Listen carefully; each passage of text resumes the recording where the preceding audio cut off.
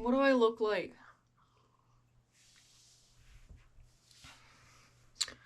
I actually just rolled out of bed. I actually just rolled out of bed. And I had dreams, so we're going to talk about the dreams. I dreamt I went to a restaurant with my cousin and my brother. And through our phones, we had to put in our order. And, you know, the format and where you put your name and the number of the food item you wanted was kind of just crappy, like any test from school of where they try to give you a paragraph asking you the question, but the paragraph is an oxymoron. It's like combative. It's like so hard to understand because they tried to trick you with the word barf. And I placed my order, but come to find out, the woman that was going to give me my food, she's just like, sorry, in the column that you were supposed to put your name, you put the number of the food item, so we can't give you the food. It doesn't have your name on it, but you still have to pay for it. I was like, hold up, wait a minute, that doesn't sound right at all. Because I was like, okay, well, let me talk to your manager, because that doesn't sound right. I still have to pay for it, but I can't have it because I didn't put my name in the right column. What? So I go to talk to the manager lady, and she's just like, yeah, that's just how it is. That's how we work around here. I'm like, what's going to happen to the food? And they're like, oh, well, we'll give it to somebody, or, you know, someone in the back, the cooks and the waitresses can eat it and stuff like that. I'm like, well, that's, at least someone can eat it. It's not going to get thrown away. But, and I was thinking about combating more and being like, okay, so I put my name in the wrong column. It's obvious who made that order because, you know, my brother and my cousin also made an order of food and they put their names in the right column, so they're getting their food. But we all ordered together. So who's the odd one out? Me. So let's just connect the dots and be like, let's not charge this bitch and then take the food away from her just because she didn't put her name in the right column. The fuck? I know this dream really got me going, and it enlightened a lot in my life of being like, not being able to just put the thing in the right column for the system and the way they like it. And since you can't do it, you can't do the dance, you can't do the hip hopscotch, hopscotch dance perfectly right, so you're thrown out of the game, but you have to pay, but you get nothing. You get nothing. That's what the dream reminded me of, life. And it was just not set up for me, not someone like me. It's only going to chew me up and spit me out. So I guess this is what I got to tell you about this dream, is to those of you that are looking from the outside in and being like, why doesn't she just do this? Why doesn't she just do that? She doesn't have to crash and burn and lose her house, her car, everything she owns. She doesn't have to prove this point.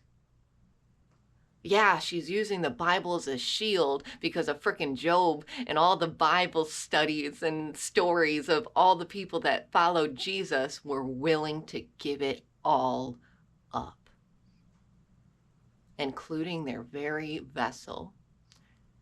They were beaten, they were bruised, they were cast out just for speaking the word of love, acceptance, and being who you are, and treating others with kindness, with loving kindness. And guess what?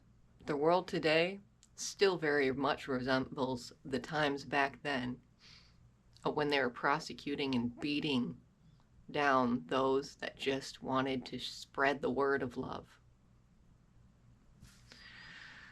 This world, this system was not made for me. nor was it made for Jesus. Even though, as Americans, we say, in God we trust, but we don't serve God here. Our foundation isn't God. Are you kidding me? With what system we've built up and we are standing on today, it's not of God. Because all your prophets and preachers, they're living lavish, aren't they? And they're closing their church doors in times of need, in times of destruction, because they don't want you, all the people in need with dirty boots, to get mud and muck on their church floors.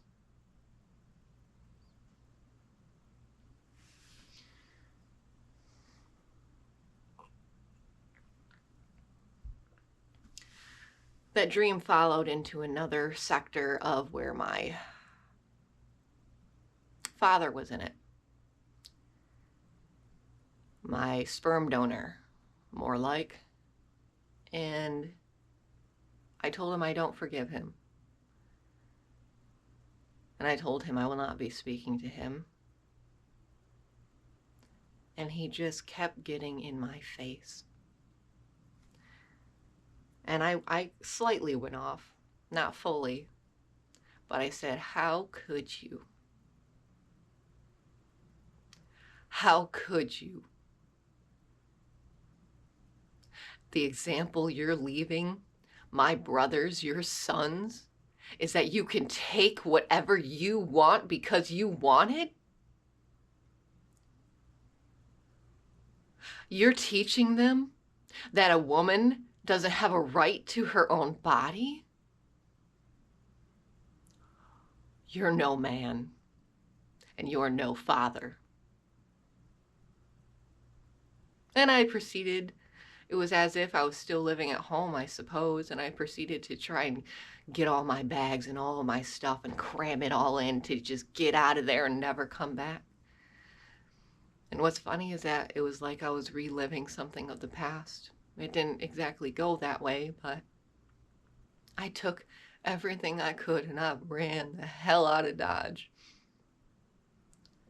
And that also enlightened me and opened my eyes. I didn't need all those things. I didn't need all that luggage. It would have been a lot more peaceful if I never even spoke to him and I just walked out of the house and never came back.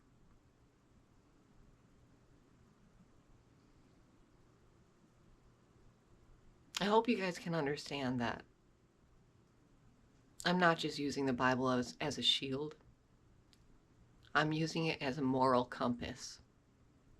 Yes, take it with a grain of salt. There are some things that need to be edited, improved, and evolved in the Bible. And with the Holy Spirit, I've got this. We got this. God's got this. And this system was not made for someone like me. So I will not live by it. And I'm getting the hell out of Dodge without all the baggage.